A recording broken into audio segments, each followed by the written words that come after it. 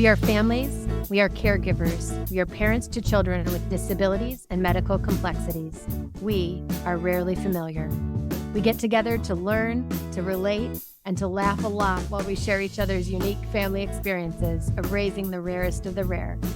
Our goal is to unite, inspire, educate, and empower people living a rarely familiar life.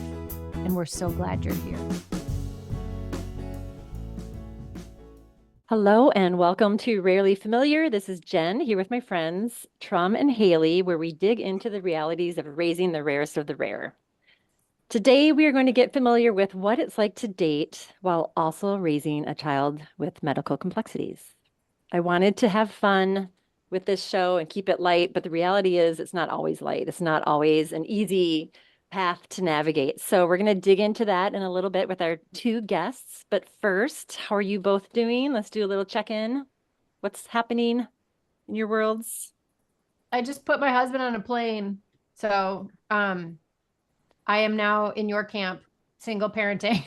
Oh, wow. Where's he going? Complex kiddo for a couple days here. He's speaking in Milwaukee. So okay. So a couple days on your own. Yeah, which, you know, absence makes the heart grow fonder, right? Exactly. That's not too bad. John just left for mountain biking trip in the Madahay. And where? You're alone too. Yeah, so he just left. And so I was like, five of us? Yes, just We're bring all on our bring own. your insurance card because it's supposed to be like 90 and there's no coverage. So I think And it's in where South is this? Dakota. It's in South Dakota. It's a mountain biking trail. Yeah, it's so hot across the country. I heard that in Redding, California, 2 days ago, it was 119 degrees. Ugh. I know Minnesota looks real good to a lot of people now. I know. We're heading to Houston, and Felix and I are heading to Houston in a couple weeks for a research project that there's one doctor studying one of the 46 genes he's missing. And we've been watching the weather, and they just got hit really hard with the hurricane. And I'm like, oh gosh. You know, they're out of power. We have family down there. They're out of power. So it's been like 3 days they've been out of power already. So we are true Minnesotans. It always comes back to the weather. And speaking of weather, on July 4th, which was just the last holiday we celebrated here, it poured all day. And then it stopped at 6 p.m. So people had their fireworks. Did you two do anything fun for the 4th?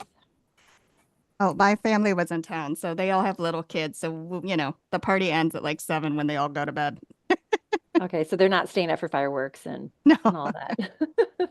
We realized the day before, because it was raining, they pushed the fireworks up to the day before. So we left a little too late to go see Excelsior fireworks, and we got stuck in the line of cars. And at one point, I'm like, let us out. And so thank God I was there with Tim too. And he was able to let Felix and I out, and we zoomed the chairs so we could get a little spot between the trees to see some fireworks. And we barely caught the tail end. And then Felix started screaming because they were over too soon. But we got to see them. And so we'll do, there's fireworks like all of July, right? So there's another one in Hopkins in a couple weeks. So we'll do that one.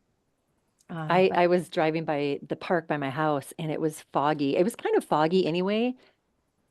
There were so many fireworks going off. It was like a smoky, spooky, eerie kind of scene. It was like, wow. I did nothing. I didn't have my kids, and I am single.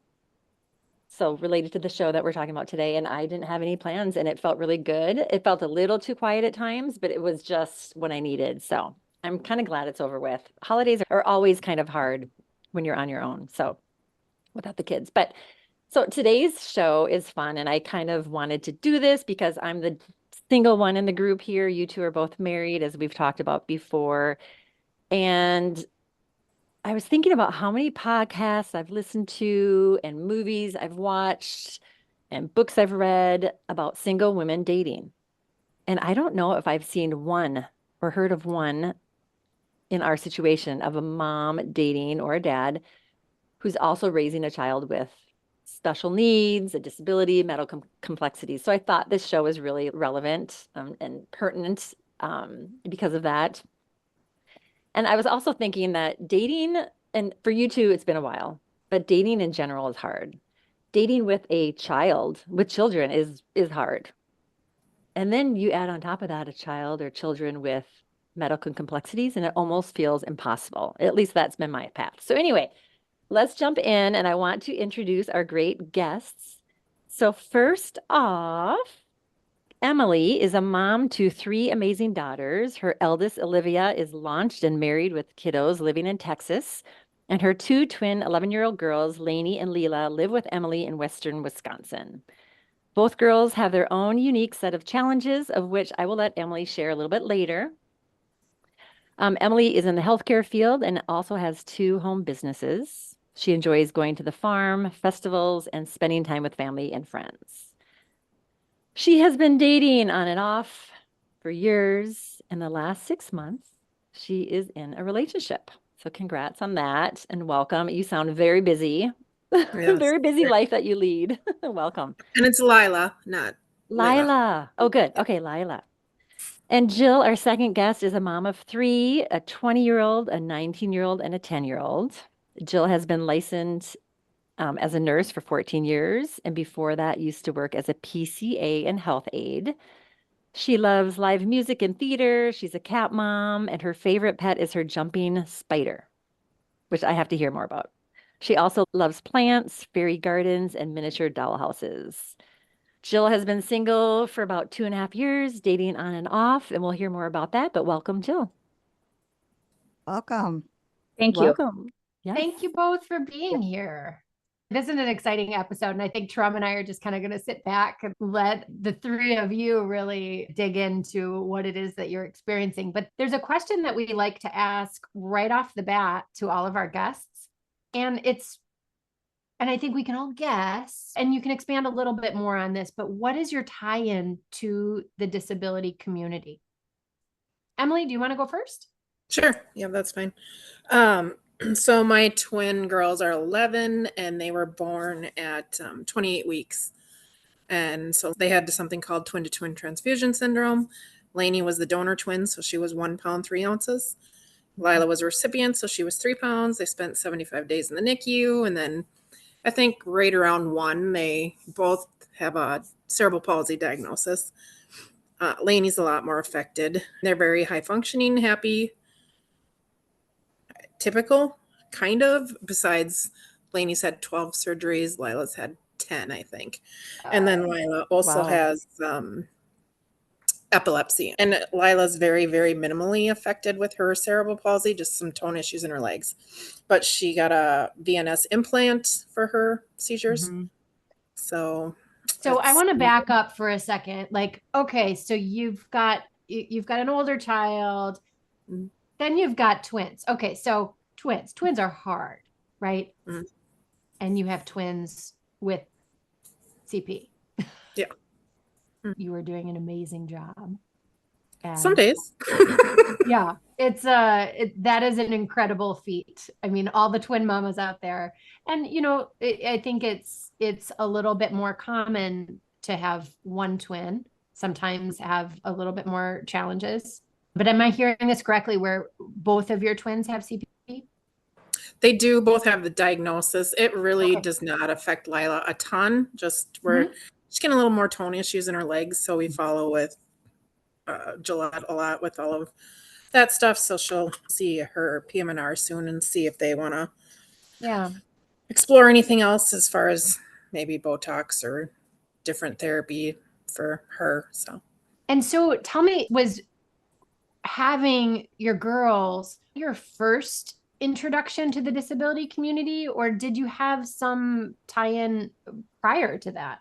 well, working in healthcare, I worked for Mayo for 10 years. And so, I mean, you would get patients, obviously, that were somewhere. And I have one of my cousins has Down syndrome. So we've always been really close with her. And I have another cousin with CP. So I'm not a stranger to it, but I've always felt I've been a very empathetic person. But once it affects you at home like that, you realize how much more you could do, like for those families and stuff that I had taken care of in the past. So yeah, it's eye-opening, life-changing. It is It so shifts your eye-opening, isn't it? perspective. Yeah. It really does. Yeah. And did you know in utero any of this, or was it once they were born, that's when you found out any of the diagnosis? No, we did not know anything Okay. at all. In the day that they discovered that they had the twin-to-twin transfusion syndrome, they took them that day. I was Oh, 28 okay. weeks. Wow. Well, welcome. Thank you. So Jill, tell us a little bit about your tie-in to the disability community. Well, I shouldn't say first job, but when I was 17, I started working as a PCA for someone I actually still work for her. So Wow. we're like kind of grew up together. She was 11 at the time and I was 17. And so, here we are all these years later, still going to Valley Fair and stuff together. Oh But my gosh, I love it. yeah, so then I just had different jobs in healthcare, which was something that interested me. But then my 19-year-old was born at 24 weeks 19 years ago. And then that's kind of where it became more personal to me. Although I was very fortunate to have like mentors and the parents of people that I had worked with and the people that I worked with themselves to give me insight and input and stuff. So that was So your 19-year-old is the one with challenges now, my not your 19-year-old 20 and my 10-year-old. and your 10-year-old. Yeah. So how does it manifest in your 19-year-old with the premature birth? Well, she does have cerebral palsy, but also she's undiagnosed. Like she's had her genome sequenced multiple times. Like wow. we've done the sequencing and they keep sending it through and they just have never been able to get the answers to explain her symptoms. But Mhm. she is a wheelchair user. She uses a power wheelchair. There's just been like a slow decline over the years. That's And she can't walk then, or she's no, limited with walking? she does not bear weight. Oh, really? Okay. So How is her cognitive functioning? that's changed over the years. That's the thing that I've watched. And she has a lot of mental health struggles as well. So it's hard to know what's what sometimes. So What do your kids like to do? they're into so much. So my daughter is really into role playing games. I don't know where she got it because it's not something that I've ever been into. Basically, my three kids live in different universes. So I have to like travel between, there's nothing they have in common, like zero things that all three of them like. So my oldest is a very typical 20-year-old. And then I have my younger one they're only 11 months apart, but they couldn't be more different. But my younger two kids, they do a lot of adaptive sports. Like they do rock climbing, water skiing, downhill skiing. My daughter played power soccer for a while. We're working on Power soccer. I mean, Oh, yeah. I was just introduced to that. It is so cool. Yeah, it is They really cool. whip their chair around. Yeah. And like they got this big cage on the front of their chair and they just whip it around and nail the ball. It's awesome. It's really fun it got a little That's too so competitive for her. She's not a competitive person. But I mean, she's a gifted writer and artist.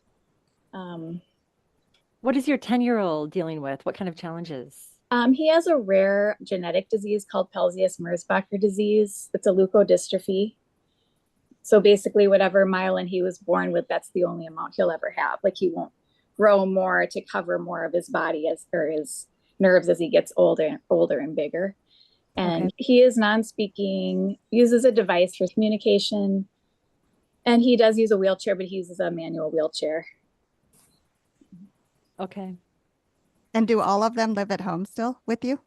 My 20-year-old is moving out on July 22nd, and I'm sad. I mean, she's been at college in the dorms, but she's getting her place, and that's kind of it. She won't be back.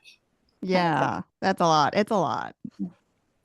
So then we talked briefly. So you guys have both been single. Remind me, how long have you been single, Jill? So About 2.5 years. Okay. And then for you, Emily, how long have you been single? Prior to my current relationship, which has been about 6 months, I only dated off and on, maybe 5-6 years. I've been completely single, lived completely independently the last 13 years, I think. Got it. And so then when was the first time, like obviously you're going through it, and having this single life, what was like the time frame that you were ready to start dating? Because it's a big step to be like, I'm ready to do this. So I don't know who wants to go first. Jill, do you want to go first? Sure. Well, actually, my girl's dad, like, they were very young when we split up. So, I mean, they were like 3 and 4.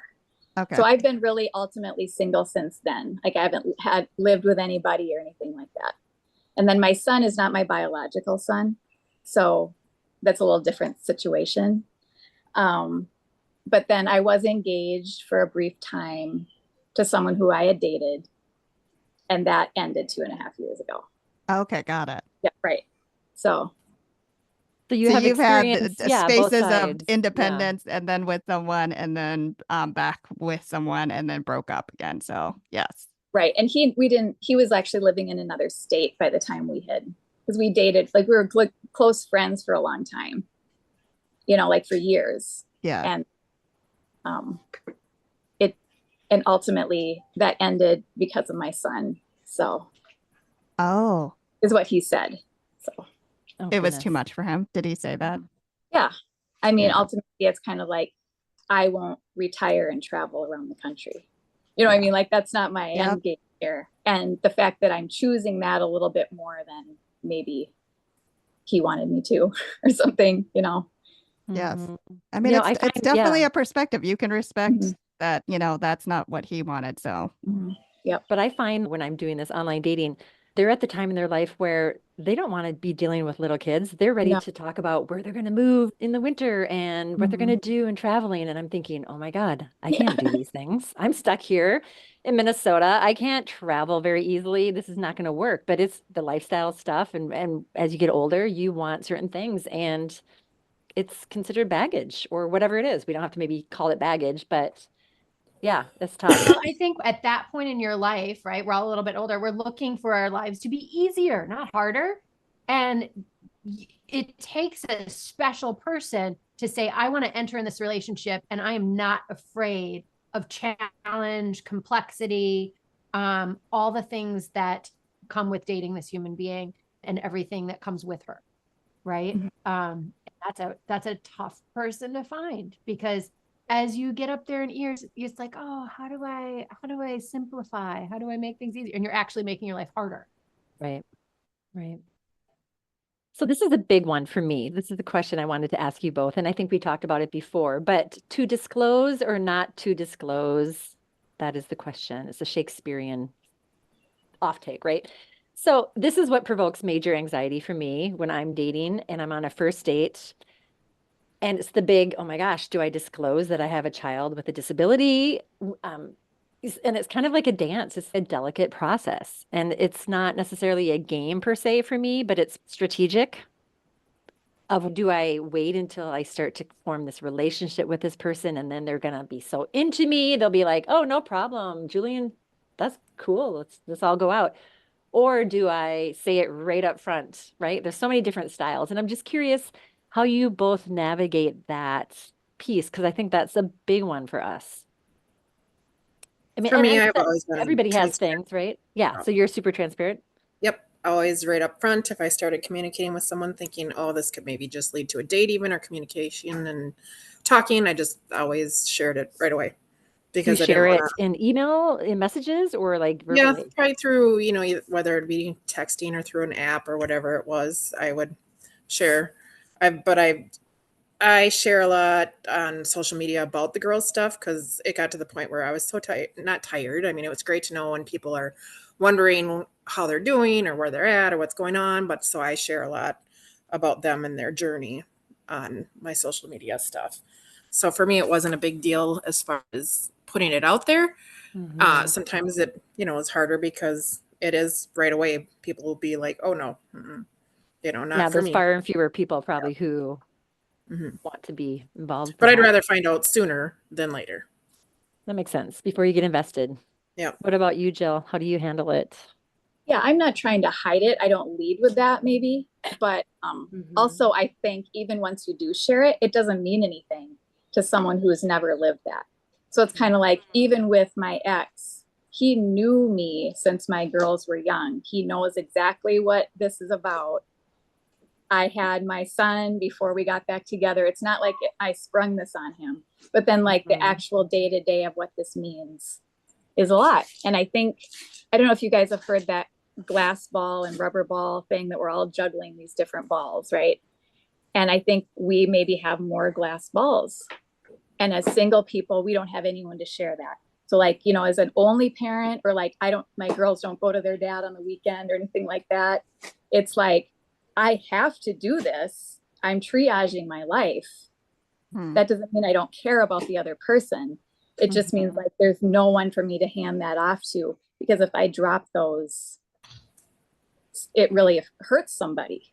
You know, that's kind of how I see that. And I think it's just a lot for someone to say, I want to help you with those. You know, I want to be like a partner with you in that.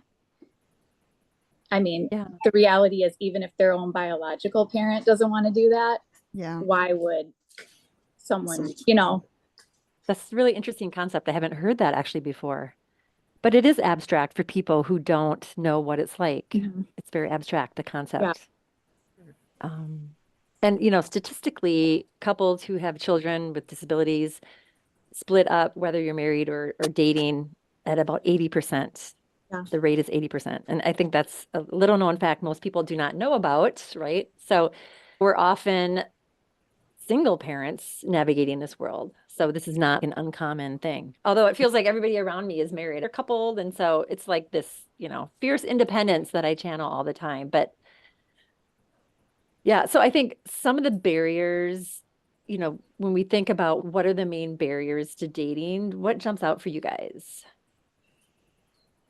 For me, it's a lot of right now struggling with, I've been so independent with everything for so long that making time or allowing somebody in for a lot of that stuff is hard for me, just to make room for someone else that is genuinely interested in being there, supporting or listening, or even giving an opinion on, you know, do I do this other surgery? Do we not? And, you know, just things like that. For me, it's learning that it's okay that someone else might want to give input or just be supportive.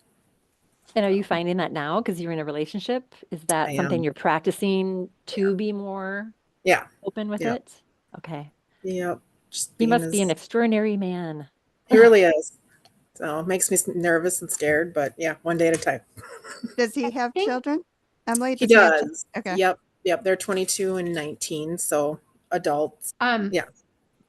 I find it interesting that like Tram and I too, even being in the relationships that we have, one person tends to be the primary caregiver, right? And you know, it's hard to give up that control regardless, right? But it's so much easier when you do share, right? It's so much easier when there's somebody to bounce some ideas off of. And we have each other, right? And that's why these kinds of relationships are so important. But there's nothing like that just day-to-day person there to support you. That's a huge shift for you, Emily, right? From being totally independent to like letting someone in. It's the idea of like, oh, you know, delegating sometimes is so much harder than just doing it yourself. But once you do, it can reveal something. So Emily, I'll ask on Jen's behalf. How did you meet your person? Was it like you knew someone, or was it online dating? It was online dating. I mean, yeah, it was. Okay. Yep. And we had met actually like a year prior and saw each other a few times, and then both went on other dates and just quit communicating for a while. And then about 7 months later, I heard from him, and we'd gone out on a date, and we've been together every weekend since. So like he said too, you know, neither of us were looking for something major seriously or expecting that, but we're both very content and happy that it's evolved to what it is. Nice. Now, Jill, And I asked him if the girls' medical stuff was an issue for him, and he said it didn't faze him. And I truly believe that, you know, that he doesn't think twice about it, you know, like, and it's hard with the girls because they look so normal and people don't grasp how much they have to work harder for things, just everyday things. And he's very understanding with all of that. And, you know, so I thought it would be an issue, but he says it's not. Let's hope it stays that way. That's Okay, great. so what Amazing. platform did you meet him on? Jill, maybe you got to hop on it. Well, I was on a few at a time, but I don't think it was Facebook because he doesn't do social media at all. Yeah. So Okay. I don't They're remember which all one. kind of, Haley, this is an known world to you, but they're all kind of the same. Like people, Are they? multiple sites, you see the same people. Okay. It's kind of the same thing. Ah. Jill, what about you? What are some barriers that you have found? I mean, there's obvious ones, right? Is there anything that's kind of like, oh, this is impossible? I do have, I would say, trust issues, not to say that in a bad way, but just kind of like, I have this thing going here. If I slow Mhm. down to let you on and then you get off, now I have to do double the work to get going again. Right. If I delegate something and I get used to someone else doing that and then they stop doing it, it's kind of like, I mean, just even having in-home caregivers, I still check that they did it because half the time they didn't do it. Like I don't really depend on someone to do anything. So I think there's that, but then also just to find time because I can't just leave. I can't be spontaneous. I mean, with my kids, we really are. We do all kinds of stuff and they love to do different things. But for just me to do something, and it's so short, it's like, well, I can meet you at 6:30 and I have to be home at 8:30. You know what I mean? It's like, Yeah.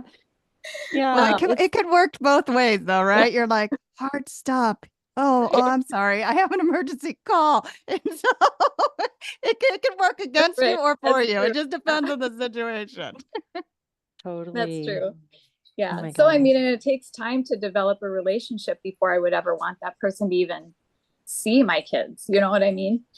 So I just don't have the time because I don't have Right. people that I really trust or that want to even babysit my kids. I've had Sometimes friends, yeah. Go my ahead. older Sorry. daughter will, but she's not excited about it.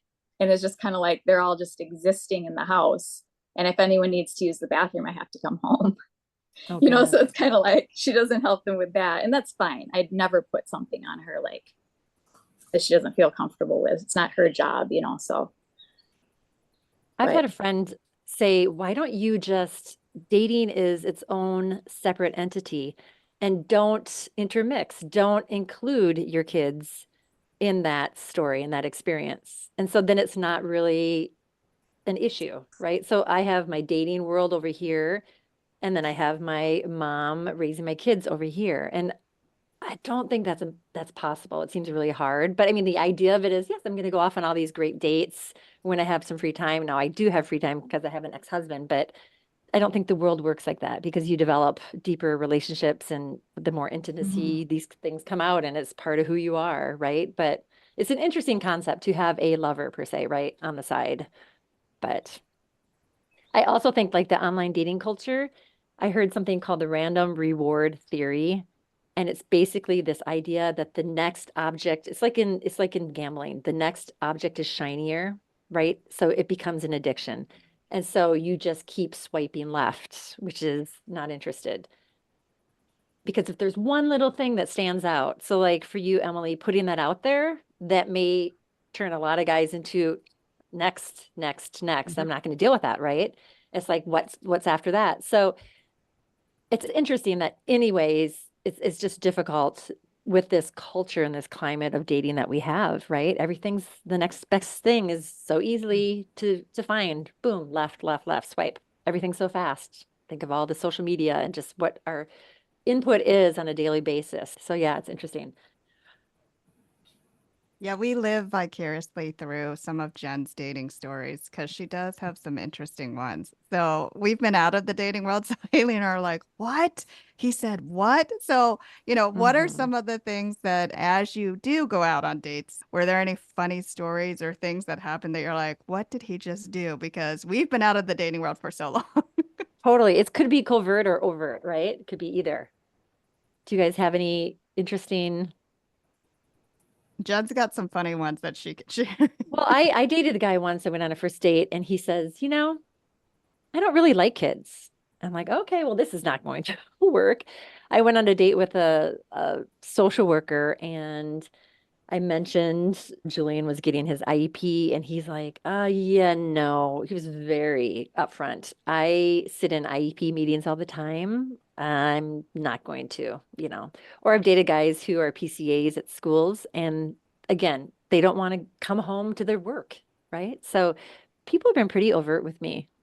I think the covert stuff is more messages around, it sounds like you have a pretty full life, or it sounds like you're a really super involved mom, and it's like, I sure am.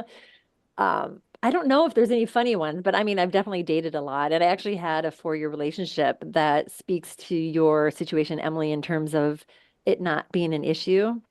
And it never was something that he attached to, that it was a hard part of the relationship. And that was a great 4-year relationship. So I know that it exists out there. There are people out there, but ever since that, it's been pretty difficult. And I've been single a couple years. And so I definitely think that it's a barrier for sure. Where are the guys that see this as a superpower?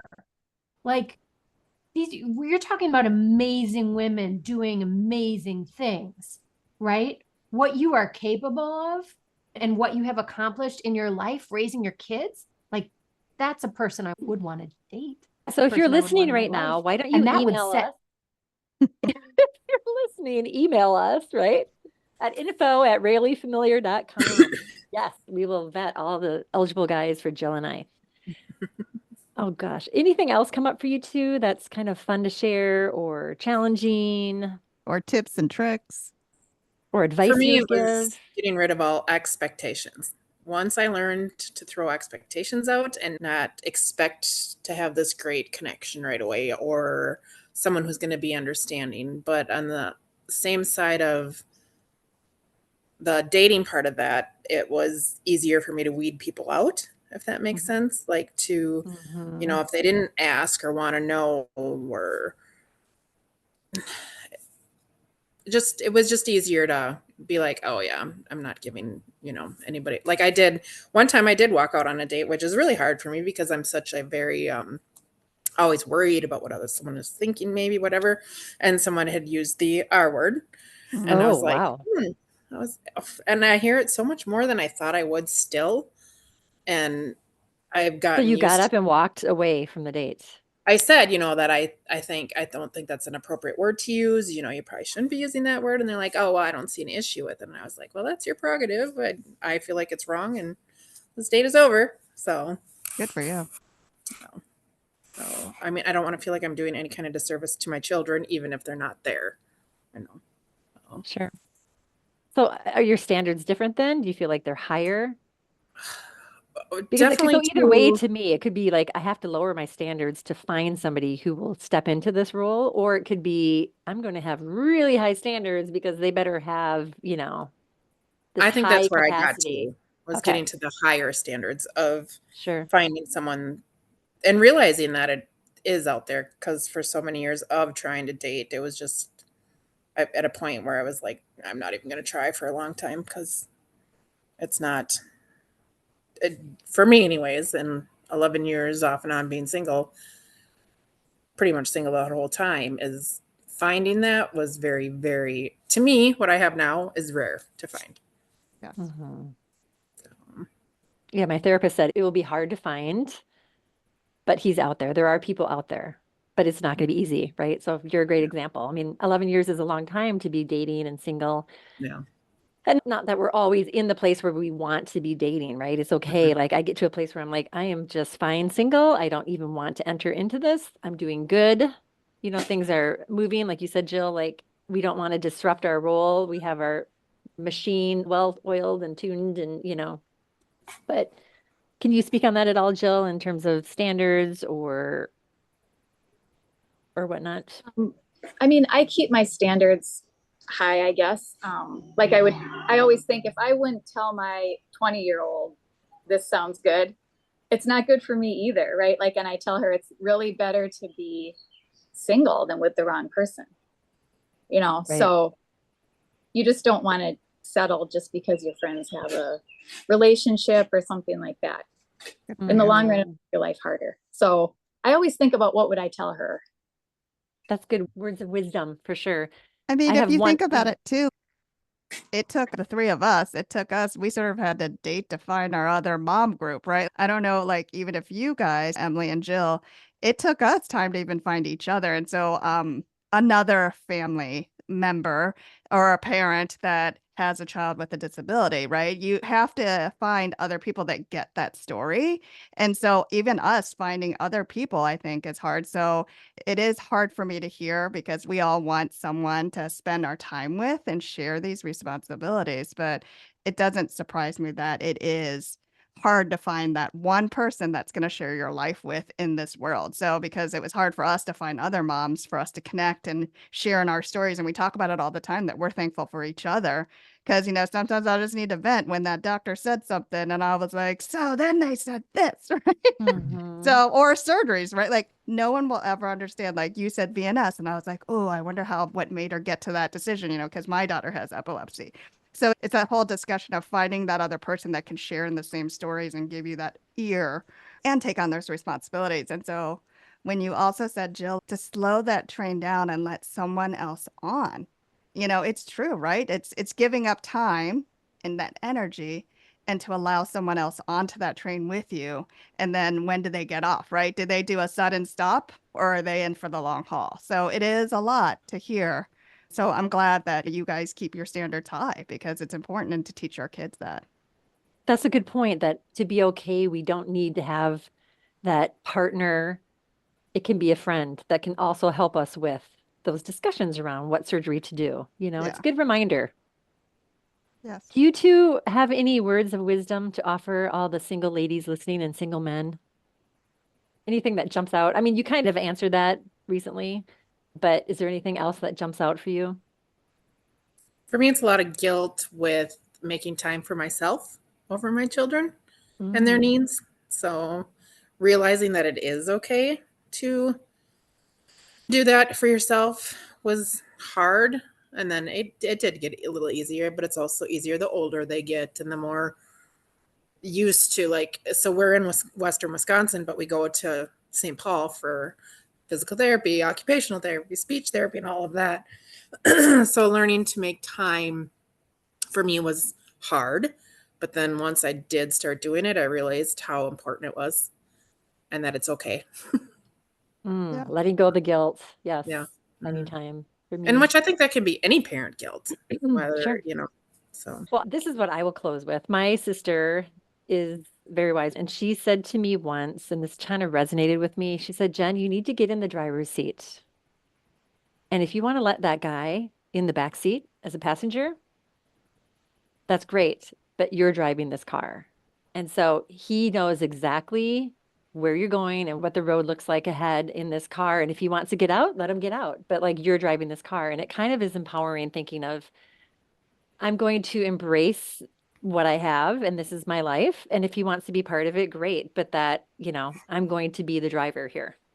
I don't know. It's kind of hard to explain, but Nope, it makes that was sense. my takeaway. It just was empowering for some reason. So I love that. These are good bits of wisdom. Yeah. Well, thank you, Emily and Jill, for sharing your time and expertise on dating and your thoughts and advice and words of wisdom. It was great to have you both here, and best of luck on both your journeys moving forward and whatever way the path takes you. So thank you again. Well, thank you guys for reaching out, and it was fun. Yeah, it was fun. If you liked today's topic or have comments, questions, or thoughts on what else you would like us to cover, please visit rarelyfamiliar.com or connect with us on all the social channels. Resources will be listed in our show notes, and we'll be back next time with another discussion around living life successfully with rare medical complexities. Thanks for joining us on the journey.